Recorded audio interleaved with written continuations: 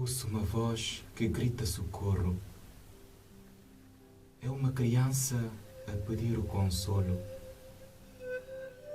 Mas ninguém a acude e morre sufocado. Que coisa mais triste esta que escuto.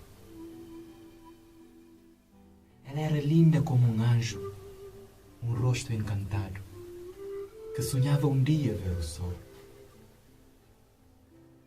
O lugar que era seguro, perto do coração, tornou-se num lugar de aflição. Quem era sua única proteção não a quer ver crescer neste chão. O grito foi muito forte, mas curto. Soluço de mágoa, mas sem resultado. O seu fôlego já foi cortado. Deixou esta terra num forte salto. Ela era linda como um anjo, um rosto encantado que sonhava um dia ver o sol.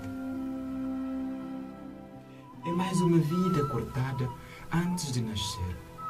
Uma alma linda que não pôde ser vista e amada nesta terra do ter. O egoísmo encobriu o rosto do amor. Essa voz que agora canta no céu foi na terra rejeitada pelos seus. E com tantas outras vidas aconteceu a mesma infelicidade.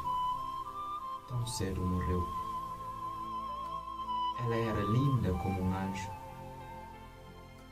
um rosto encantado que sonhava um dia ver o sol.